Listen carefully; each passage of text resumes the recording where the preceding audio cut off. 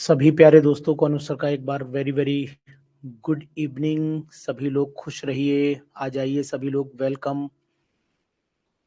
आपके लिए हम तत्पर हैं पूरी तरीके से और आज पीरियोडिक टेबल का टॉपिक लेकर के आए हैं। पीरियोडिक टेबल से जुड़े हुए क्वेश्चंस पर बात करेंगे आपसे, पीरियोडिक टेबल से संबंधित टॉपिक भी कंप्लीट करेंगे आपका आज।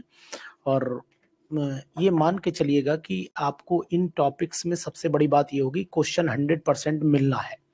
यानी ये जान लीजिए कि अगर आप ये क्लास ले रहे हैं तो फिर यहाँ से क्वेश्चन बच के नहीं जाएगा, ये मेरा आपसे वादा है। हर कीमत पर क्वेश्चन मिलने की तैयारी जरूर रहेगी आपको, ठीक है ना? तो प्लीज बी रेडी। सभी लोग ठीक हैं, सबको समझ में आ रहा है? 2 मिनट आपसे बात करना चाहता हूं। अमित कुमार उपाध्याय, एक चैप्टर फिनिश हुआ है, यानी एक चैप्टर हमने जो पढ़ा, क्या आपको महसूस हुआ कि हमने सर के साथ में समय गुजारा है? अगर 2-3 दिन, आपने 2 दिन तो गुजारे ही हैं, क्या 2 दिन में आपको कुछ फीलिंग्स ऐसी आई कि हम सर के साथ में कंटिन्यू करेंगे तो 100% हमें इस बात का उम्मीद है कि सिलेक्शन मेरा हो जाएगा? क्योंकि भगवान तो मैं नहीं हूँ, ये तो मैं, आप भी जानते हैं, मैं भी जानता हूँ, लेकिन हाँ इतना जरूर है कि कॉन्फिडेंस अगर आपके अंदर बना रहेगा तो फिर आप 100% अपनी सफलता की उस सीढ़ी को पार करेंगे जिसे आप पार करना चाहते हैं। जी चलिए ठीक है, वेरी गुड, शाबाश। तो अच्छा लगा आपसे सुन करके मुझे। बाकी लोग भी थोड़ा सा अपना व्यू हमारे साथ रखे रहिए जिससे कि हम भी एक्टिवेट रहें।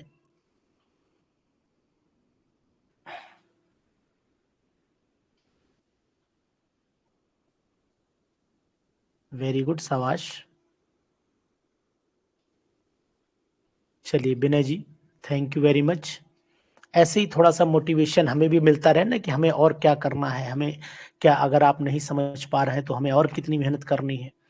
क्योंकि हम भी इस बात पर निर्भर रहते हैं कि आखिरकार मर्ज है क्या। मर्ज का इलाज जरूर करना पड़ता है, और मर्ज अगर पता तक रहेगी ना तो फिर इलाज करने में भी मजा ही आएगा। चलिए, थैंक यू वेरी मच। सभी ने अपने अपने व्यूज रखे और अब मैं शुरू करता हूं। मैंने अपनी आपके सामने क्लास शेयर कर दी है, और ये पीडीएफ जो मैं आपको दिखा रहा हूं, ये सभी पीडीएफ 10-11 तारीख से अलाउ हो जाएंगी। आप आराम से निकाल लीजिए, कोई टेंशन नहीं लीजिएगा। हर पीडीएफ आपको अवेलेबल रहेगी। समझ में आई आपकी बात? नहीं, पीडीएफ में कोई टेंशन नहीं रहेगी आपको, 100% पीडीएफ आपको अलाउ रहेगी। तो आप बिल्कुल बेफिक्र रहिएगा। जो सिलेबस आपका है वो मैं आपको दिखाई दे रहा हूँ कि सिलेबस क्या है। सिलेबस आपका साफ दिख रहा है, इतने टॉपिक स्टेट में है। इनके अलावा जो भी टॉपिक आएंगे वो टॉपिक मैं थोड़े से एक्स्ट्रा आपको पढ़ा दूंगा, वो अगले क्लास में, या मान के चलिए कि जो है इतने सिलेबस में है। मैं ग्रेट टीचर तो नहीं हूँ यार, इतना आप मुझे ना बोलिए, लेकिन हाँ आप लोगों का प्यार मेरे साथ जरूर है। देखिए, मैं आपको यहाँ पर बताने की कोशिश करूंगा कि सबसे पहले पीरियोडिक टेबल पढ़ने से पहले हमें ये जरूर पता रहे कि आखिरकार पीरियोडिक टेबल होती क्या है। सबसे पहला क्वेश्चन मन में यही आता है कि what is the meaning of periodic table. Periodic table का मतलब क्या है, क्यों पढ़ते हैं पीरियोडिक टेबल?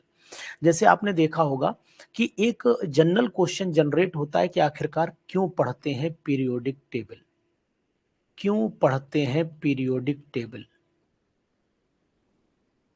पढ़ते हैं पीरियोडिक टेबल। ये मेरा एक छोटा सा क्वेश्चन है। अगर ये क्वेश्चन हमारा सॉल्व हो जाता है तो हमें बहुत सारे क्वेश्चंस का जवाब भी मिलेगा। पीरियोडिक टेबल पढ़ने का मेन उद्देश्य हमारा ये है कि हम एलिमेंट्स को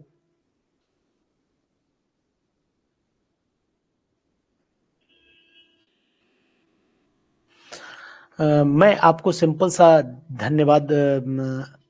क्या नाम है आपका? रसदा खातून, मैं नाम पता नहीं सही बोल पा रहा हूँ नहीं, मुझे नहीं पता, लेकिन हाँ जो भी है आप को अगर यहाँ से कुछ मिलता है तो मैं मान के चलूंगा मैं बहुत सौभाग्यशाली हूँगा।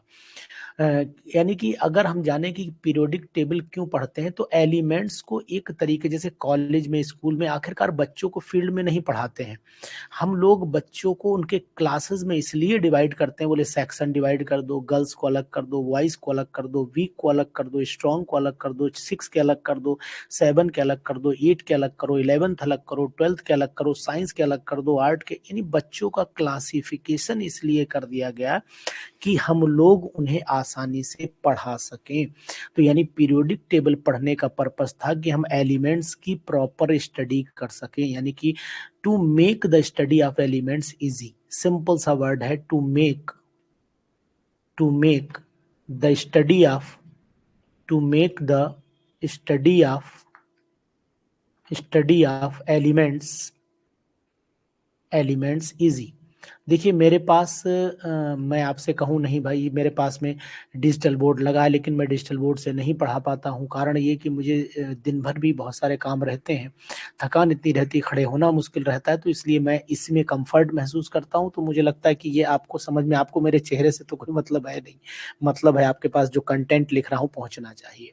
To make the study of the elements easy, इस पर जो साइंटिस्ट थे उन साइंटिस्ट ने अपने अपने क्या विचार दिए। देखिए मैं आपको एटॉमिक रेडियस और ये तो सब बताऊंगा ही बताऊंगा, लेकिन सबसे पहले ये भी आपको बता दूं कि पीरियोडिक टेबल में कौन कौन से साइंटिस्ट का क्या क्या योगदान रहा है, ये तो कम से कम थोड़ा सा पता हो जाएगा। तो ये रहेगा कि भाई हम किसी को बताने लायक बने रहेंगे। कोई पूछ देगा ये बताओ यार पीरियोडिक टेबल पढ़ा, किसी वैज्ञानिक के बारे में जानते हो, तो मुंह लटका के ना बैठे, कम से कम पता रहे कि कौन कौन से वैज्ञानिक हमारे इस सीरीज में काम आए। तो सबसे पहले एक वैज्ञानिक मैं बोलता हूं कि सबसे पहले जब क्लासिफिकेशन दिया गया और क्लासिफिकेशन के बाद वैज्ञानिक की सीरीज आई, तो उसमें सबसे पहले डॉबरनियर है ना, डॉबरेनर जिन्हें आप बोलते हो, डॉबरेनर का नाम आया और डॉबरेनर ने ट्रायड सिस्टम दिया। तो सबसे पहला वैज्ञानिक ही इसमें हमारा आ जाता है, DOBEREINE, है ना, स्पेलिंग देख लीजिएगा, REINER, डॉबरनियर ट्रायड सिस्टम होता है। डॉबरनियर का ट्रायड सिस्टम डॉबरनियर ने ही दिया था। तो इनकी जानकारी भी कम से कम आपको पता रहे कि भाई डॉबरनियर कोई साइंटिस्ट थे जिनके बारे में हमें पता रहना चाहिए। तो डॉबरनियर का नाम याद रखिएगा। इनकी अगर ईयर के बारे में बात करते हैं, तो जहां तक मुझे याद आ पा रहा है कि 1817 के आसपास ये सिस्टम आया था। तो 1817 मतलब 1817 के आसपास ये सिस्टम आया था। और इन्होंने ये बताया था कि 3 एलिमेंट का जो ग्रुप होता है उसमें जो फर्स्ट, जैसे कि मान लीजिए मैं यहाँ पर लिथियम ले लेता हूँ, सोडियम ले लेता हूँ और पोटेशियम ले लेता हूँ। तो लिथियम का एटॉमिक मास 7 होता है, इसका 23 होता है, इसका आपका कितना होता है, इसका बोलिए पोटेशियम का जल्दी से 39 होता है ना, 39 या मान लीजिए। तो इन दोनों का अगर हम लोग एवरेज निकालेंगे, तो इन दोनों का एवरेज 7 + 39 डिवाइडेड बाई 2 मतलब आएगा 46 डिवाइडेड बाई 2 मतलब 23। जो 23 आ रहा है वो मिडिल एलिमेंट के एटॉमिक मास के बराबर है। तो ये डॉबरनेर का ट्राइड सिस्टम था। डॉबरेनर जो थे इन्होंने ये ट्राइड सिस्टम, लेकिन ये कुछ ही एलिमेंट तक एप्लीकेबल रहा। जैसे कि अगर हम क्लोरीन ब्रोमीन को देखें तो उनमें भी एप्लीकेबल रहा, क्लोरीन ब्रोमीन आयोडीन इनमें भी एप्लीकेबल ये था। तो जैसे कि अगर मान लीजिए मैं क्लोरीन ले लेता हूँ सिंपल वे में, यहाँ पर क्लोरीन लिख देता हूँ, यहाँ पर ब्रोमीन लिख देता हूँ, यहाँ पर आयोडीन लिख देता हूँ, तो ये 35.5 था। इसका आपको पता है कि 80 था। और आयोडीन का भी आपको पता होना चाहिए 127 था। इन दोनों को ऐड कर लीजिए और निकाल लीजिए, तो इसका मतलब 35.5 प्लस 127 डिवाइडेड बाई 2, तो ये लगभग 81.2 के आसपास आएगा, जो आपके ब्रोमीन के लगभग बराबर है, नियरली सेम है। इसलिए आपको ये चीज ध्यान देनी चाहिए। मेरी आवाज शायद आपको सभी को आ रही होगी। ये सब कुछ सिलेबस में नहीं है, लेकिन फिर भी मैं एक रनिंग वे आपको बताता चल रहा हूँ, क्योंकि बाद में आपको जब बीपीएससी पढ़ाऊंगा तो ये डिटेल में पढ़ाऊंगा, लेकिन हाँ अभी मुझे केवल अपने टॉपिक पर पहुंचना है। तो इसके बाद था मेंडलीफ का। मेंडलीफ ने अगर मैं बात करता हूँ मेंडलीफ की, तो मेंडलीव्स का जो लॉ था, मेंडलीव्स पीरियोडिक टेबल, ये पूरी मेंडलीव की पीरियोडिक टेबल जो थी वो निर्भर कर रही थी एटॉमिक मास पर। किस पर डिपेंडेंट थी? एटॉमिक मास पर डिपेंडेंट थी, यानी कि फिजिकल और chemical properties atomic mass dependent थी, इस बात का ध्यान दीजिएगा। यानी यहाँ मैं अगर लॉ लिखना चाहता हूँ मेंडलीव पीरियोडिक लॉ, तो हालांकि मुझे चूंकि लाइन लेंथ पकड़नी है इसलिए मैं इस लॉ को लिख रहा हूँ मेंडलीव्स पीरियोडिक लॉ। ये सब कुछ अभी सिलेबस में नहीं है और ना ये आएगा, ये भी जान लीजिए, ना ये आएगा, लेकिन फिर भी आपको दो दो बातें मैं बताता चल रहा हूँ, कोई बुराई तो नहीं इसमें अगर मैं बता देता हूँ। तो यहाँ लिख देता हूँ according to this law, according to this law the physical and chemical properties of elements are the periodic function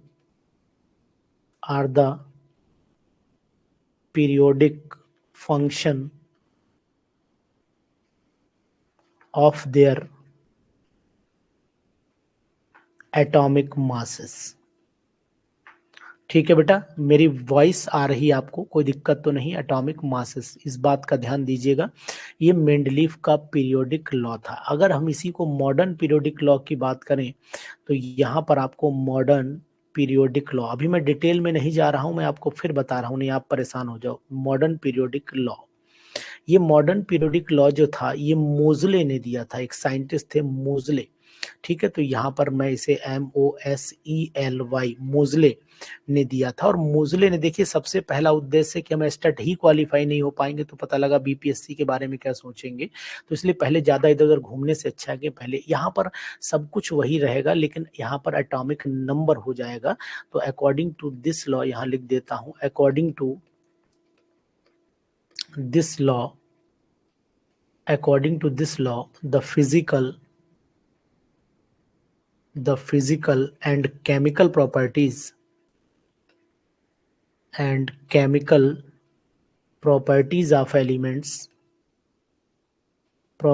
of elements are the periodic function of their atomic number। तो इस चीज का ध्यान दीजिएगा। इसी तरीके से कुछ वैज्ञानिकों के नाम जरूर याद रखिएगा, आपको आगे काम आएंगे, जैसे न्यूलैंड्स का लॉ ऑफ ऑक्टेव भी था, है ना, ये सब चीजें याद रखिए। लेकिन अब हमारी बात आती है मेन फोकस जिस पर हम करना चाहते हैं, वो समझिएगा। एटॉमिक रेडियस है सबसे पहले प्रॉपर्टी सीखा, बहुत मेहनत करनी है आपको इस बार, लगे रहना पूरी तरीके से, घबराना बिल्कुल भी नहीं। देखिए सबसे पहले मैं आपसे बात ये करता हूँ कि पूरी पीरियोडिक टेबल में सबसे पहले हमें ये पता होना चाहिए कि जो प्रॉपर्टीज हम पढ़ने जा रहे हैं वो प्रॉपर्टीज हैं क्या। नंबर 1, सबसे पहला काम है कि पूरी पीरियोडिक टेबल को अगर मैं रफली ड्रॉ भी कर लेता हूं तब भी मुझे समझ में आ जाएगा कि एक आखिरकार जो पढ़ने जा रहे हैं वो है क्या चीज। देखो मैं क्या करता हूं कि पीरियोडिक टेबल को इस तरीके से ड्रॉ कर लेता हूं, एक मैं इस तरीके से एक लाइन ऐसे खींच लेता हूं, ठीक है, एक रफ डायग्राम मैं लेकर के चल रहा हूं यहाँ पर, और इस तरीके से यहाँ से मैं एक लाइन ये खींच लेता हूं, यहाँ इतनी खींच लेता हूं, एक लाइन जो है मैं फिर यहां से खींच लेता हूं,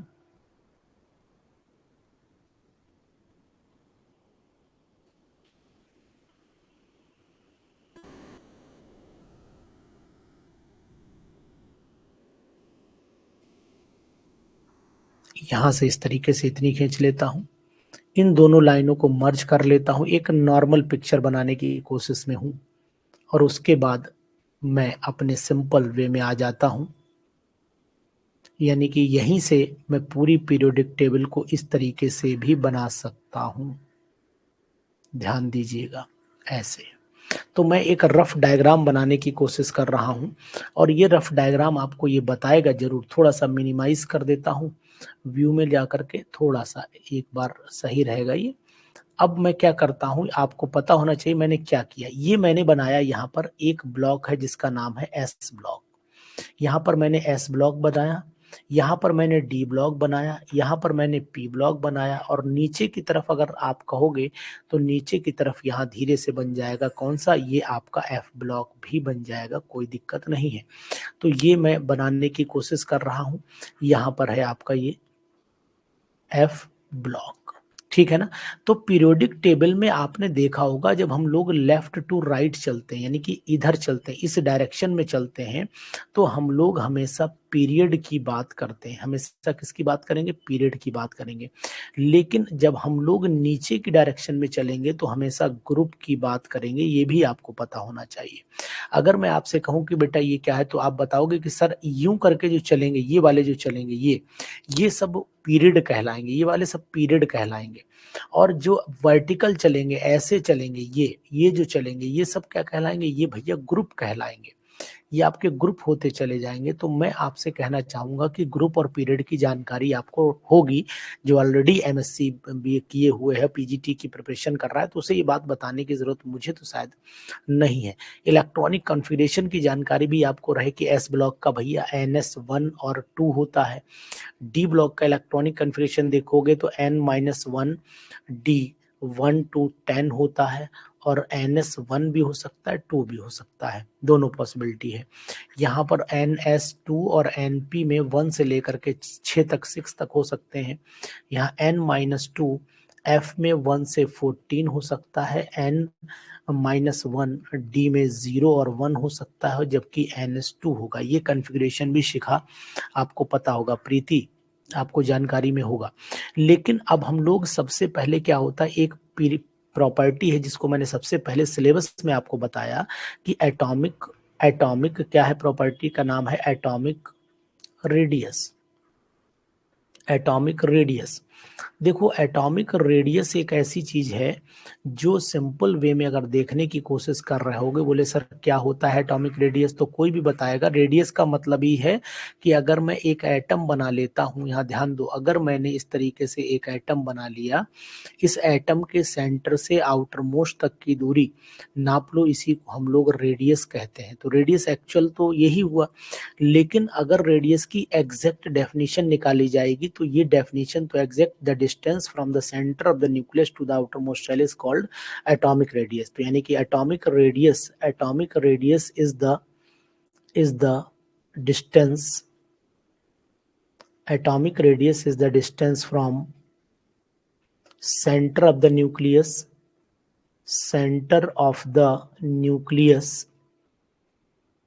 to the outermost shell, यानी आउटर मोस्ट सेल तक की दूरी को हमने रेडियस बोला।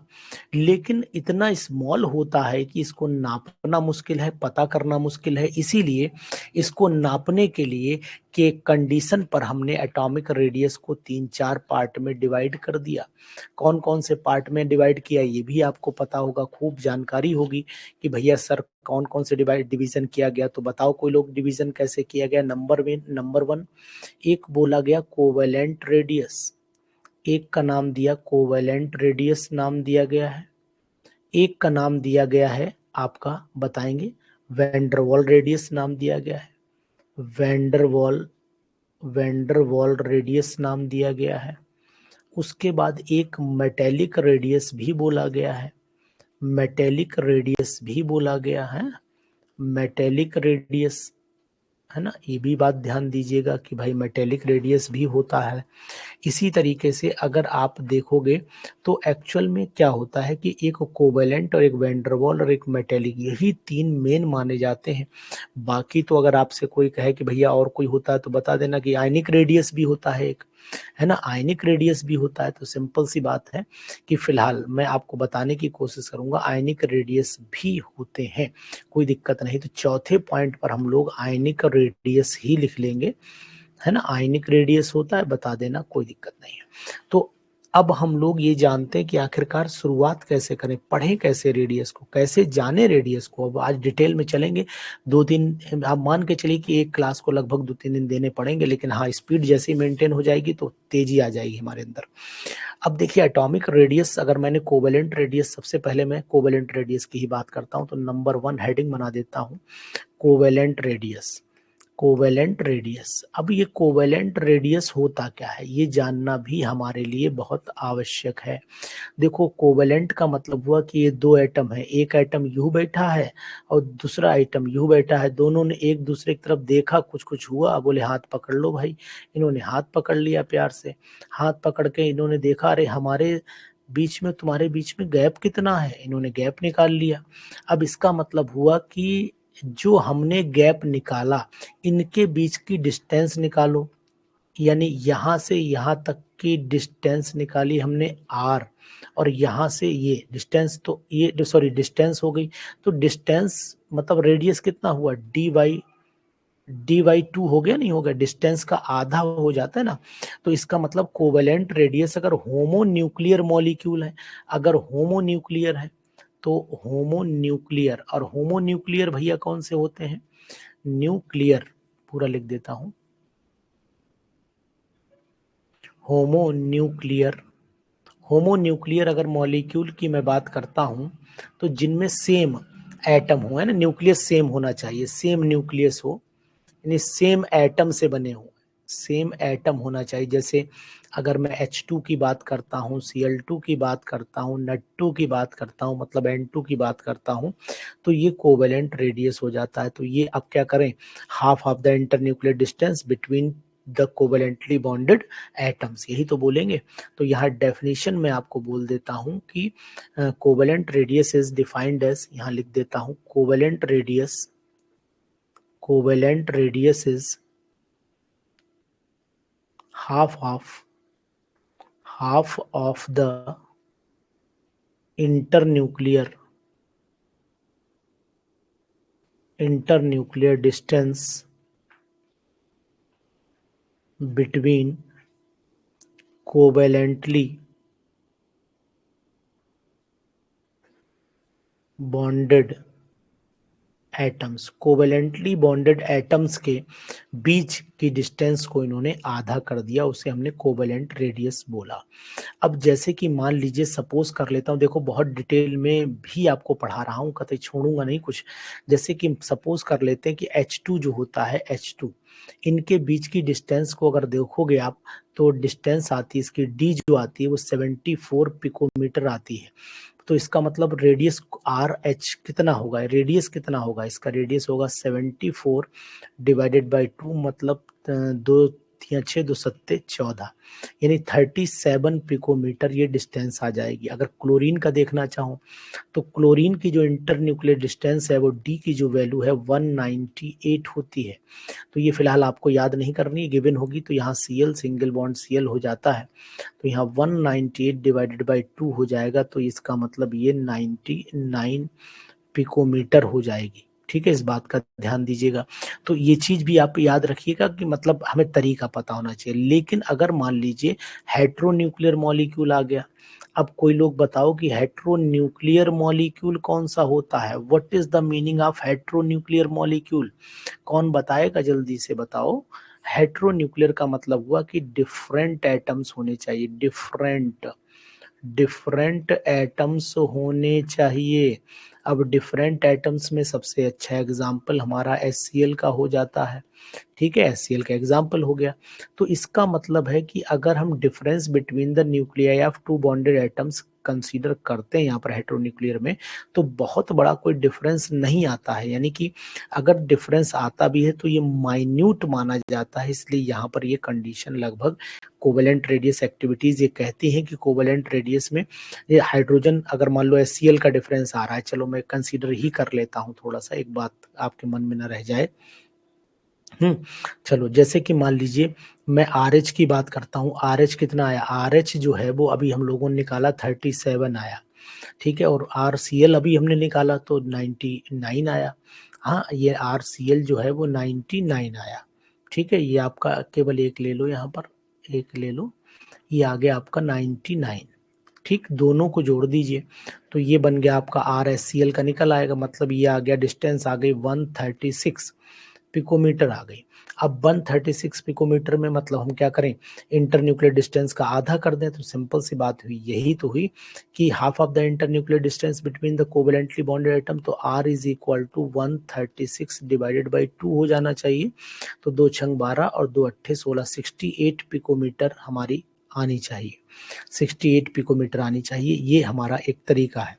लेकिन इन दोनों के बीच की डिस्टेंस अगर निकाली जाती है तो फिर ये मान के चलिए 74 के आसपास आती, थोड़ा सा वेरिएशन आता है। एग्जैक्ट जो है, जो ये प्रैक्टिकल हुई, ये कैलकुलेटेड वैल्यू ही, ये कैलकुलेटेड वैल्यू ही, लेकिन जो एक्चुअल वैल्यू है, जो ऑब्जर्व की गई है, वो वैल्यू क्या है, यानी कि एक्सपेरिमेंटल वैल्यू क्या है, एक्सपेरिमेंटल वैल्यू जो होती है वो आती है 74 पिकोमीटर की। क्योंकि यहाँ पर थोड़ा सा डिफरेंस ये है कि एक का रेडियस ज़्यादा है और एक का रेडियस कम हो जाता है, तो इस तरीके से हमें ये ध्यान देना पड़ेगा कि रेडियस में डिफरेंस थोड़ा ही आता है, ज़्यादा नहीं आता है। ठीक है, तो ये चीज़ ध्यान रखिएगा, नहीं तो फिर कंफ्यूजन बन जाएगा, है ना। एटम लगभग ना के बराबर छोटे, मतलब अगर डिफरेंस है तो थोड़ा डिफरेंस है, ये मान लीजिएगा। अब आ जाइएगा वेंडरवॉल रेडियस पर। बहुत ही खतरनाक रेडियस है वेंडरवॉल रेडियस। ये वेंडरवॉल रेडियस एक्चुअल में बताता क्या है, देखिए आज रेडियस ही हो पाएगा क्योंकि रेडियस में खुद बहुत बड़ी चीजें हैं। वेंडरवॉल रेडियस हमें ये बताता है कि भाई हमने ये एटम लिया, ध्यान देना ये एक्चुअल में दो एटम है, ये दोनों एटम आपस में कोवेलेंटली बॉन्डेड है, ये दोनों कोवेलेंटली बॉन्डेड है, ध्यान देना दोनों ही कोवेलेंटली बॉन्डेड एटम है, ध्यान दीजिएगा। इसी तरीके से एक कोवेलेंटली बॉन्डेड एटम ये इससे है, ये भी हो गया, तो इसका मतलब हुआ कि ये जो एटम है इनके बीच की डिस्टेंस ये हो गई, और ये हमने इस तरीके से, ये दोनों कोवेलेंटली बॉन्डेड मॉलिक्यूल है, ठीक है। ये तो अब क्या हुआ, इनके बीच में यहां से यहां तक की डिस्टेंस को हमने नापा, ये नाप लीजिए यहां से ये वाली डिस्टेंस, इसको हमने बोला कैपिटल डी, और यहां से यहां तक के रेडियस को आधा कर दिया, मतलब रेडियस निकाला, तो R इज इक्वल टू हो गया D/2। तो क्या होता है, वेंडर वॉल एक वो फोर्स ऑफ अट्रैक्शन होता है जिसके थ्रू दो मॉलिक्यूल आपस में रुके रहते हैं। तो ये तो हो गया आपका कोवेलेंट रेडियस, यहाँ ध्यान दो, ये हो गया R कोवेलेंट, ये ध्यान देना को R कोवेलेंट यहाँ पर निकल के आएगा, ये डिस्टेंस है ना, तो यहाँ पर R, ये डिस्टेंस D मान लो, ये भी डिस्टेंस आप D मान लो, तो ये R कोवेलेंट आएगा D/2, ये R कोवेलेंट आएगा D/2, ये R वेंडर वॉल आएगा, R वेंडर वॉल आएगा आपका कैपिटल D/2। तो vendor wall radius is the half of the internuclear distance between the atoms of, है ना, between the atoms of neighbouring molecules. जो molecule neighbouring है उनके बीच के में जो गैप है वो भी काउंट हो जा रहा है, इसीलिए ये थोड़ा सा ज्यादा, vendor wall radius is always greater then the covalent radius, ये इसीलिए ऐसा काउंट हो जा रहा है, इस बात का ध्यान दीजिएगा। तो अगर आपसे पूछा जाए कि what is vendor wall radius, तो यहाँ लिखोगे आप vendor wall radius, vendor wall radius is half of the internuclear internuclear distance internuclear distance between the atoms of atoms of molecules which are attracted to each other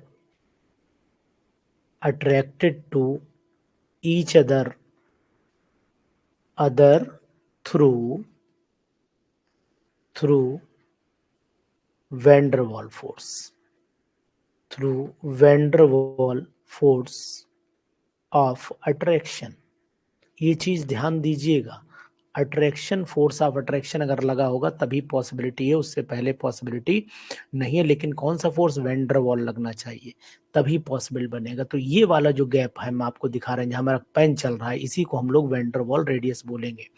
ये बात ध्यान देना। इसके बीच में कोवेलेंट, यानी कि दो मॉलिक्यूल के बीच में जो अट्रैक्शन पैदा हो रहा है, इसी को हम लोग नाम देते हैं ना वैन डर वाल फोर्स ऑफ अट्रैक्शन। ये यहाँ पर कौन सा फोर्स है? Van waal van waal force of attraction. ये बात ध्यान दीजिए, ठीक है। चलिए अब हम लोग आगे बढ़ लेते हैं थोड़ा सा। एक चीज और ध्यान देने वाली है कि R van der waal is always greater than R covalent. ये ज्यादा ही होगा। क्यों होगा? क्योंकि बीच का गैप काउंट किया जा रहा है। यस, इसीलिए very good Shikha, van Waal radius noble gases में भी काउंट होता है, क्योंकि उनके बीच में जो हमेशा, इसीलिए नोबल गैस का जो रेडियस है वो ज्यादा होता है। ये बात भी अब आप नोट कर लो। नोबल जो गैसेस होती हैं, noble gases have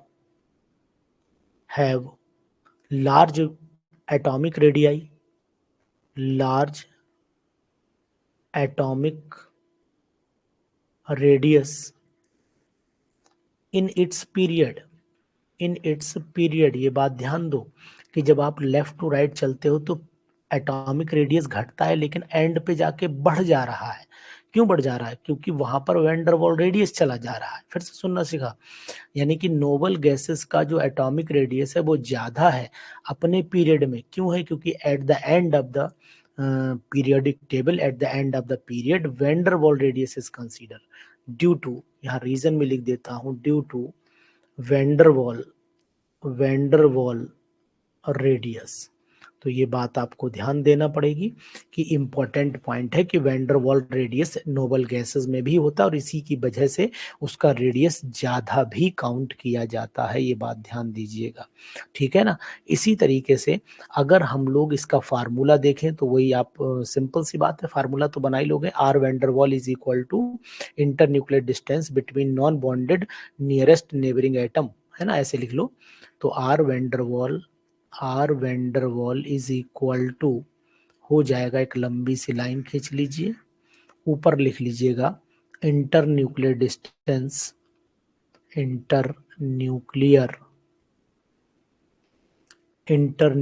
distance between two non bonded nearest neighbouring atom, nearest neighbouring NEIGHBOURING neighbouring atoms, ठीक है। इतनी बात, और डिवाइडेड बाई 2 कर लीजिएगा, ऑटोमेटिक आपके सामने ये फार्मूला भी बन जाएगा। तो है ना सही एकदम। अब क्वेश्चन अगर आए कि वैंडरवॉल रेडियस भाई ज्यादा क्यों होता है, तो कौन बताएगा? क्योंकि बीच का गैप काउंट हुआ जा रहा है, जो डिस्टेंस बीच की गैप जा रही है वो गिनती में चली जा रही है, इसलिए वैल्यू ज्यादा हो जाती है। इसी तरीके से अगर आपको कोई कहे कि मेटेलिक रेडियस क्या होता है, तो बता देना भाई कि मेटेलिक रेडियस जो होता है वो सिंपल सी बात यह है कि मेटल के बीच, यानी कि एटॉमिक जो मेटल्स का रेडियस होता है वो metallic, half of the internuclear distance between the two nearest metal atom दे देना। तो मैं डायरेक्ट फार्मूला ही लिख देता हूँ, R metallic is equal to हो जाएगा, यहाँ लंबी सी लाइन खींच लीजिए, ऊपर लिख दीजिएगा internuclear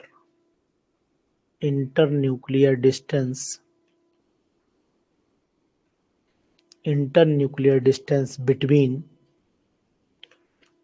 to nearest metal atom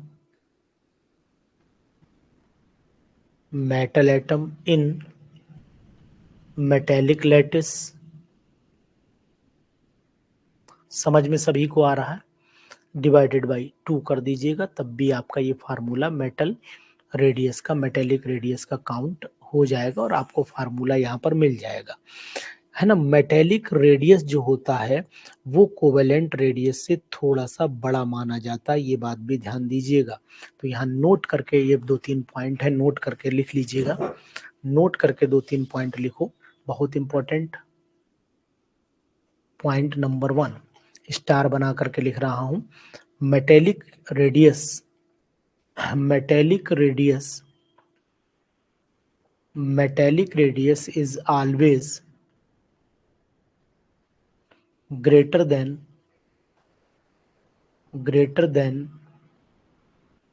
covalent radius, covalent radius, इसका ध्यान दीजिएगा, ठीक है। और उसके बाद एक चीज और ध्यान रखना, Van der Waals radius, Van der Waals radius is greater then किससे होगा, मेटेलिक रेडियस से ही होगा, और कोवेलेंट दोनों से ही होगा। मेटेलिक रेडियस, तो ऑर्डर क्या निकल करके आएगा, ऑर्डर क्या निकला, ऑर्डर निकला R van der waal is greater than R metallic is greater than R covalent, ये ऑर्डर निकल करके आ गया जो आपके एग्जाम में आ सकता है, इस बात का ध्यान दीजिएगा, ठीक है। अब हम लोग क्या कर लेते हैं कि इसी जो रेडियस हमने पढ़े, इन्हीं के साथ एक रेडियस और भी है जिसका नाम है आयोनिक रेडियस, है ना। पहले तो एक चीज ये जानो कि, रुको पहले मैं आपको एक चीज और बता दूं, ट्रेंड क्या होना चाहिए इसका, ट्रेंड्स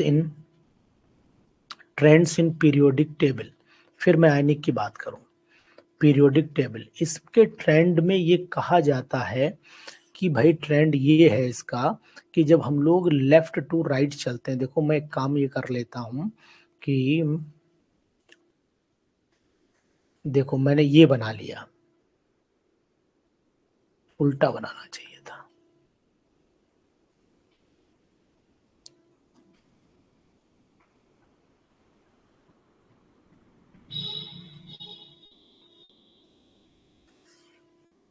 यहां से यहां मैंने लेफ्ट टू राइट ले लिया, ठीक है। इसी तरीके से अगर मैं यहां लिख देता हूं लेफ्ट, यहां लिख देता हूं राइट, ठीक है। तो अगर हम लोग लेफ्ट टू राइट चलते हैं तो एटॉमिक रेडियस कॉमन भाषा में डिक्रीज करता है, डिक्रीज करता है। रीजन आता है क्यों, एटॉमिक रेडियस क्यों डिक्रीज हुआ। अगर टॉप टू बॉटम की मैं बात करता हूं तो टॉप टू बॉटम जब आप चलोगे तो फिर एटॉमिक रेडियस क्या करेगा, एटॉमिक रेडियस इंक्रीज कर जाएगा। तो यहाँ पर आप टॉप लिख सकते हो, यहाँ पर टॉप, और यहाँ पर आप लिख सकते हो बॉटम। तो जब टॉप से बॉटम की तरफ चलते हैं तो ये क्या करता है, एटॉमिक रेडियस इंक्रीज कर जाता है। मैं सही लिख रहा हूँ, हाँ हूँ बोल दो यार, इंक्रीज कर जाता है। तो भैया अब आप ये बताओ मुझे सिंपल से, क्यों यहाँ जब हम लोग लेफ्ट टू राइट चलते हैं तो ये ट्रेंड आखिरकार क्यों परेशान कर रहा है, हमें वो समझना है। रीजन आपको बता दे रहा हूँ, due to increase in nuclear charge, ठीक है। अब न्यूक्लियर चार्ज का मतलब हुआ यहाँ पर, देखिए मेटेलिक प्रॉपर्टीज से मतलब नहीं है, यहाँ पर मेन जो मोटो आएगा कि आखिरकार न्यूक्लियर चार्ज जो है वो बढ़ रहा है, न्यूक्लियर चार्ज से फोर्स ऑफ अट्रैक्शन बढ़ जाता है, due to increase in nuclear charge. Nuclear charge का मतलब जेफ बोल सकते हैं, यानी इफेक्टिव, है ना, इफेक्टिव। अगर मान लो एटॉमिक नंबर अगर मैं बोला, यानी कि जेफ का मतलब है इफेक्टिव न्यूक्लियर चार्ज, जिसे आप बोलते हो इफेक्टिव न्यूक्लियर चार्ज, है ना। इफेक्टिव न्यूक्लियर चार्ज बढ़ने से क्या होता है, साइज घटने लगता है, फोर्स ऑफ अट्रैक्शन बढ़ जाता है, due to increase in nuclear charge या Zeff along with force of attraction, उसी को हम लोग फोर्स ऑफ अट्रैक्शन का नाम देते हैं, ठीक है। एक बात तो ये ध्यान, अभी समझाता हूं आपको, इफेक्टिव न्यूक्लियर चार्ज, या फिर यहां पर बोल सकते हो ये बढ़ा क्यों, due to increase in number of shell, due to increase in number of shell, shell बढ़ते चले गए। अब आप कहो कि सर मजा नहीं आया, चलो मजा देता हूं आपको, मजा लीजिए आप। तो एक ने कहा मजा नहीं आया, तो हमने चलो भाई यहाँ लिथियम, यहाँ बेरिलियम, यहाँ boron, carbon, nitrogen, oxygen, fluorine, neon पे जाके मामला गड़बड़, ठीक है। अब यहाँ देखो एटॉमिक नंबर हुआ 3, यहाँ 4, यहाँ 5, यहाँ 6, 7, 8, 9, यहाँ पर 2,1, 2,2, 2,3, 2,4, 2,5, 2,6, 2,7। अब यहाँ पर जो लिथियम के नीचे sodium, potassium, rubidium, caesium, francium, आगे भी एलिमेंट छोड़ो, करना क्या, हमें केवल 3-4 एलिमेंट तक देखना है। इसके बाद यहाँ देखो, अगर हम लिखेंगे तो इसका क्या होता है, 2,8,1, यहाँ देखो 2,8,8,1, मतलब ऊपर से नीचे आ रहा है तो हमें शेल बढ़ता हुआ दिख रहा है। जैसे यहाँ पर हमें इस तरीके से दिखा, यहाँ पर हमें इस तरीके से दिखा, शेल बढ़ रहा है, और यहाँ से हमें इस तरीके से दिखा। तो यहाँ पर आपको लगातार एक चीज है कि शेल बढ़ता हुआ दिख रहा है, शेल बढ़ता हुआ दिख रहा है, जबकि यहाँ क्या है कि शेल तो सेम है, लेकिन न्यूक्लियस पर अब ध्यान देखो, यहाँ 3 प्रोटॉन और बाहर 1 इलेक्ट्रॉन, यहाँ 4 प्रोटॉन बाहर 2 इलेक्ट्रॉन, यहाँ 5 प्रोटॉन या बाहर आपके 3 इलेक्ट्रॉन। तो मतलब यहाँ जो इकट्ठे न बैठे हैं ना न्यूक्लियस के अंदर प्रोटॉन, वो इलेक्ट्रॉनों को तेजी से अपनी तरफ खींचते हैं। जब तेजी से खींचते हैं ना प्रोटॉन, तो बेचारे अंदर से सिकुड़ जाते हैं। जैसे मान लीजिए, सिंपल सी बात यह है कि तुम्हारा अगर घर छोटा है तो मम्मी पापा को प्रोटॉन मान लो, ये मम्मी पापा है, ये मम्मी है और प्लस पापा, ये प्रोटॉन है। ये कौन है, ये प्रोटॉन है। अब ये प्रोटॉन और आप हो इलेक्ट्रॉन। अगर आपका मान लीजिए क्या हुआ कि आप एक आध हो घर में, भाई एक आध हो, तो क्या होगा, पापा ने खड़े बेटा इधर आओ, तो खट से अंदर की तरफ खींचे रहोगे। जब अंदर की तरफ खींचे रहोगे, पापा से दूर नहीं जाओगे, मम्मी से दूर नहीं जाओगे, तो उस दायरे में रहोगे ना, उससे ज्यादा दायरा नहीं बढ़ेगा आपका, साइज घटता रहेगा, फोर्स ऑफ अट्रैक्शन ज्यादा लगता है। अब पता लगा बच्चे किसी के 15 हैं, तो फिर वो क्या, तो साइज कितना लगा, वो ये कहीं घूम रहा है, कहीं घूम रहा है, पॉसिबिलिटी नहीं।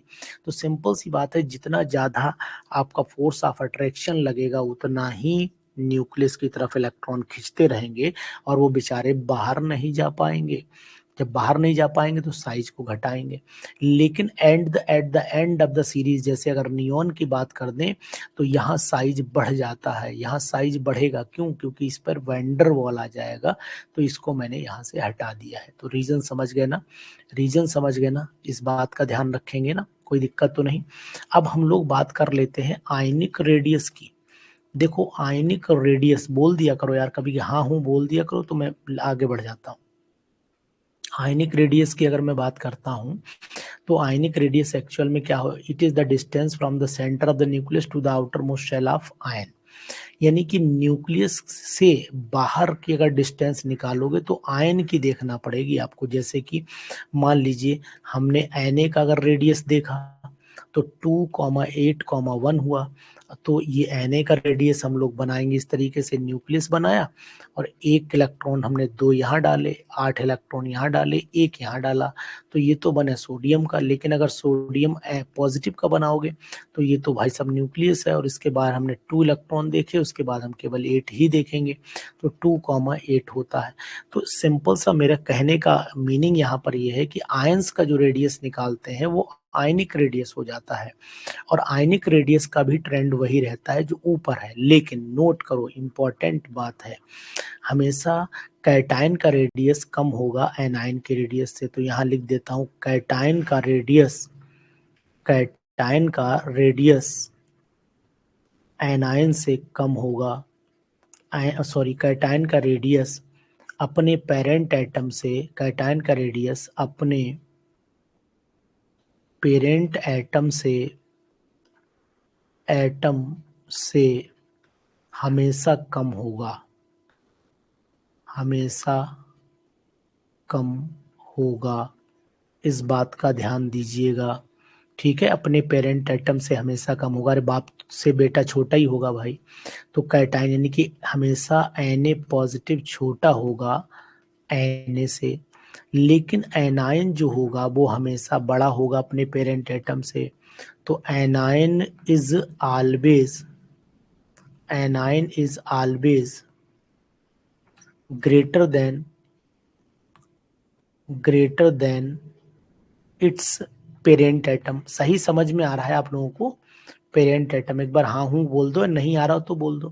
तो जैसे कि मान लो अब ये बेचारा यहाँ बेटा बड़ा हो गया, बड़ा दिक्कत एनायन, यानी कि Cl छोटा हो जाएगा और Cl नेगेटिव बड़ा हो जाएगा। क्यों हो जाता है वो भी रीजन बताता हूँ। देखो यहाँ पर सिंपल सी बात आपको एक जरूर समझ में आ रही होगी कि Na में Na पॉजिटिव में 2,8 है, एक शेल ही गायब है, और 2,8,1 यहाँ पर शेल ही एक ज्यादा है Na, अगर मैं Ma देखोगे तो आप। लेकिन अगर इनमें कंसीडर कर रहे हो Cl में, तो Cl में क्या 2,8,7 और यहाँ 2,8,8 हो गया, यानी एक इलेक्ट्रॉन एक्स्ट्रा हो गया। अब न्यूक्लियस अपनी तरफ नहीं खींच पा रहा है, यानी ये मान लीजिए हमारे पास में न्यूक्लियस है, और इस न्यूक्लियस में खास बात यह है कि सपोज कर लो कि यहाँ पर 17 प्रोटॉन बैठे हुए हैं। अब ये बिखरे हुए हैं 2, 8, 7, अब ये खींच रहे हैं, लेकिन अब ये 17 इनको खींच रहे हैं, और यहीं पर एक कंडीशन है कि 17 जो है वो इनको खींच रहे हैं 2, 8, 8। तो इसमें ज्यादा हो गया ना, इसमें भीड़ ज्यादा लग गई, तो ये कम फोर्स लगा पाएंगे, उतना फोर्स नहीं, ये ज्यादा फोर्स लगाएगा और ये थोड़ा छोटा फोर्स लगाएगा, तो फोर्स मोर होगा यहाँ पर, यहाँ मोर फोर्स होगा, और यहाँ पर आपका लेस फोर्स हो जाएगा। तो जब यहाँ लेस फोर्स होगा तो साइज ऑटोमेटिकली बढ़ जाएगा, तो यहाँ मोर साइज हो जाएगा, मोर साइज हो जाएगा, और यहाँ पर आपका साइज घट जाएगा, तो यहाँ लेस साइज लिख दीजिए, पता ही है आपको। लेकिन एक चीज याद रखना बहुत इंपॉर्टेंट है, अगर आइसो इलेक्ट्रॉनिक स्पेसीज है, तो यहाँ नोट डालता हूं कि इलेक्ट्रॉनिक इन आइसो इलेक्ट्रॉनिक स्पेसीज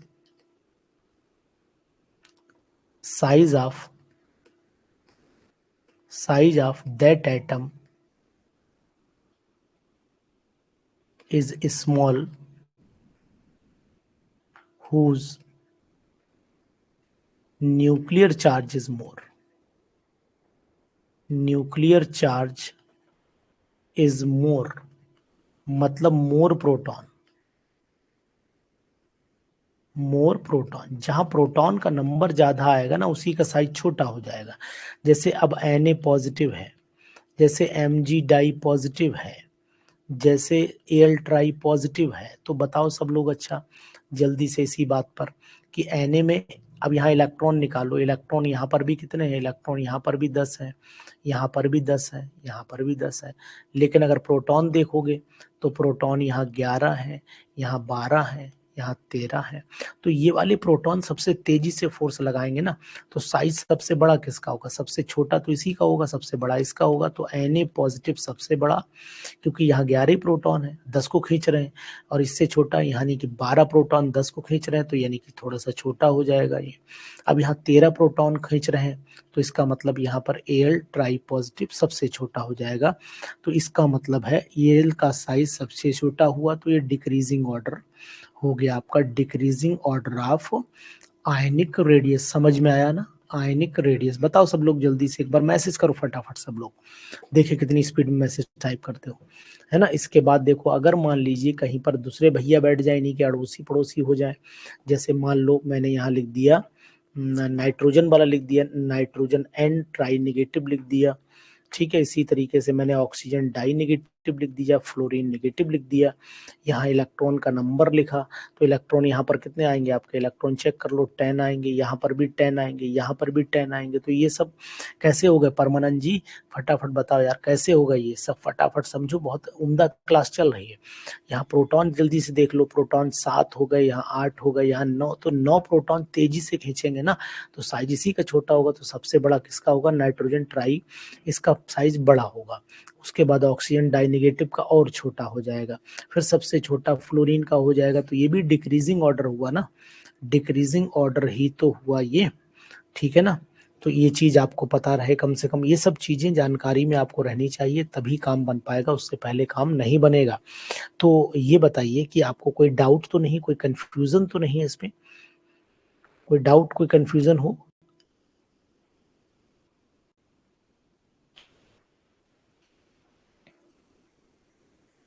चलिए क्वेश्चन बताइएगा, ठीक है, वेरी गुड, शाबाश। अब मैं आपसे 4-5 क्वेश्चन पूछ लेता हूं इसी से जुड़े हुए, तब आपको समझ में आएगा। देखो, जैसे मैंने स्मॉलेस्ट रेडियस बताना है, क्वेश्चन नंबर 1, स्मॉलेस्ट रेडियस बताना है, वेरी गुड, शाबाश। देखो स्मॉलेस्ट रेडियस बताना है। अब मैं एग्जांपल आपको दे रहा हूँ, कुछ स्मॉलेस्ट रेडियस बताइए। जैसे नंबर 1 पहले पार्ट में मैंने लिखा एन ट्राई पॉजिटिव, उसके बाद एन पे कोई चार्ज नहीं, फिर मैंने लिखा एन ट्राई निगेटिव। बताओ सबसे छोटा कौन सा होगा? रविकांत लिख रहे हैं जब आयनिक और नॉर्मल साइज साथ में होंगे तो पता होना चाहिए। देखो ये नॉर्मल हमेशा, देखो ये बहुत कोई दिक्कत नहीं। कैटायन नॉर्मल लिख दो, यहाँ नॉर्मल हमेशा बड़ा होगा कैटायन से, अभी मैंने बताया। और हमेशा नॉर्मल छोटा होगा एनायन से, और कैट एनायन बड़ा होगा हमेशा कैटायन से। यार अभी बताया मैंने, कैटायन से तो हिसाब लगा लीजिए, कोई दिक्कत नहीं आएगी। उसके बाद ये भी देख लेना कि दोनों का एटॉमिक नंबर वेरी ना करे, बस ये सेम में कंडीशन चलेगी। तो यहाँ पर स्मॉलेस्ट रेडियस किसका होना चाहिए? स्मॉलेस्ट रेडियस होना चाहिए यहाँ पर पहले वाले का, यानी कि ये आंसर इसका कौन सा होगा? आंसर इसका होगा, ऐसा करो 3 ऑप्शन दे दो यहाँ पर, 3 ऑप्शन बना दो, 1 2 और 3। ठीक है, अब सही रहा। अब ऑप्शन नंबर आपका हो जाएगा ये वाला। ठीक, चलिए इसके बाद दूसरा स्मॉलेस्ट में आइए। इसका ए पार्ट हो गया, ये ए पार्ट हो गया, ए part.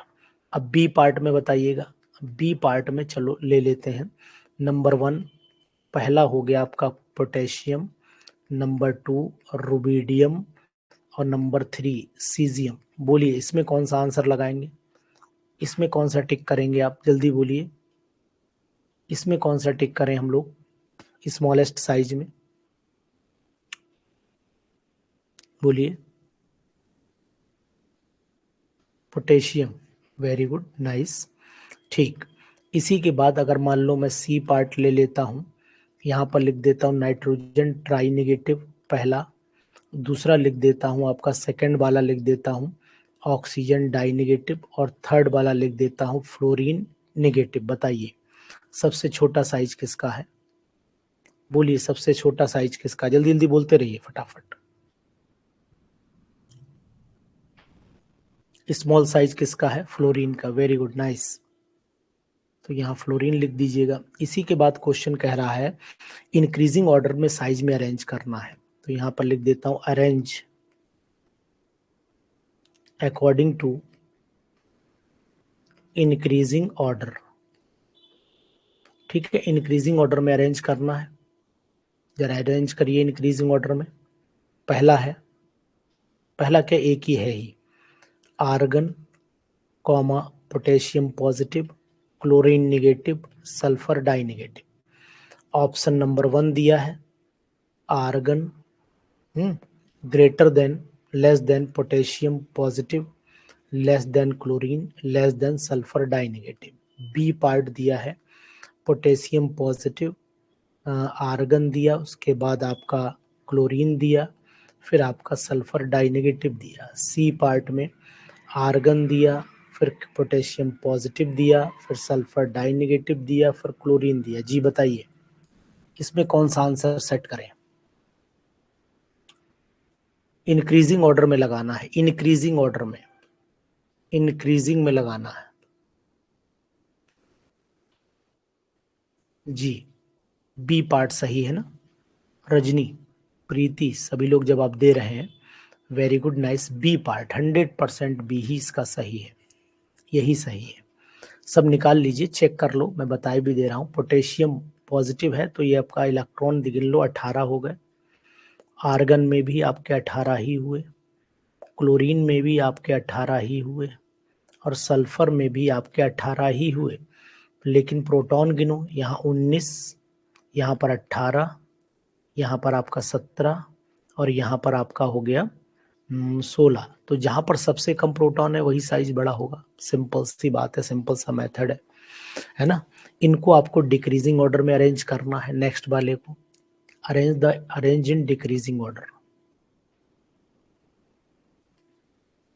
Arrange in decreasing order.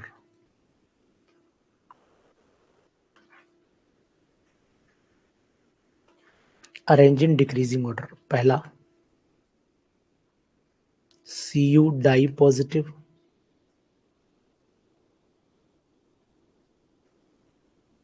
B Cu, C Cu positive. चलिए इनको अरेंज करना है। पहला ऑप्शन दे रहा हूं, Cu greater than Cu plus plus greater than Cu plus. Second option दे रहा हूं, Cu plus plus greater than Cu plus greater than Cu। इसके बाद ऑप्शन दे रहा हूं आपको थर्ड वाला, Cu greater than Cu plus greater than Cu plus plus. जी बताइए कौन सा आंसर सही है। संडे क्लास नहीं होती प्रीति, मैंने पहले ही बताया था। संडे ऑफ, एक दिन जीने दोगे नहीं, फिर तो खून पिलाऊंगा ही। सी होगा। अच्छा, बिल्कुल 100% श्योर यही होगा। ठीक है, चलिए देखिए पहले तो आप लोग ये थोड़ी सी बात हमारी 2 मिनट सुन लीजिए, बाकी कराऊंगा क्वेश्चंस कल के बाद से पूरी व्यवस्थित हो जाएगी। अब हमारा लाइन लेंथ पे सब आ गया है। एक तो नंबर 1 कि नेक्स्ट संडे टू, यहाँ से नेक्स्ट संडे टेस्ट हो जाएगा। टेस्ट होगा नंबर 1 एटॉमिक स्ट्रक्चर का, एटॉमिक स्ट्रक्चर, उसके बाद पीरियोडिक टेबल और केमिकल बॉन्डिंग का।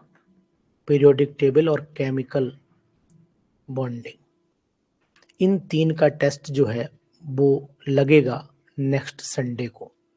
ठीक है, तो पहले मैं आपको एक चीज और बता दूं कि इन टेस्ट में सभी के 15-15 क्वेश्चन होंगे, 15-15 क्वेश्चन होंगे। 15 स्ट्रक्चर ऑफ एटम के, 15 पीरियोडिक टेबल के, 15 केमिकल बॉन्डिंग के। तब तक ये चैप्टर खत्म भी हो जाएंगे, प्रैक्टिस भी करा दूंगा और बीच में एक आध टेस्ट भी सेट कर दूंगा। दूसरी चीज, अगर क्लास 10-5 मिनट लेट हुआ करे तो आप परेशान न हुआ करो, मैसेज आपके पास आएगा, इंफॉर्मेशन आपके पास आएगी, आपका ऐप खुद चिल्ला करके बताएगा कि क्लास स्टार्ट होने वाली, आइए। ठीक है, इसलिए इसके लिए परेशान ना हो। संडे हमारा क्लोज रहता है, ये आपको मैं बता देता हूँ। संडे को टेस्ट लगे रहते हैं, जिसके लिए मैं टेस्ट फोल्डर बता दूंगा, उस टेस्ट फोल्डर में जाकर के आप टेस्ट दे सकते हो। ठीक है, वो मैसेज आपको ऑटोमेटिकली पता लग जाएगा। चैटिंग जो भी करनी हो, जो भी इंफॉर्मेशन चाहिए हो, बैच में जाइए, टाइप कर दीजिए, आपको आंसर मिल जाएगा। ठीक है, क्लास की टाइमिंग हमारी 8 PM से डेली रहती है। जो लोग नए हैं, 8 PM से रहती है। बस 8 PM से स्टार्ट मान के चलिए, थोड़ा बहुत 2-4-5 मिनट का डिफरेंस जो आ जाए। ठीक, क्लियर। चलिए, ओके, गुड नाइट।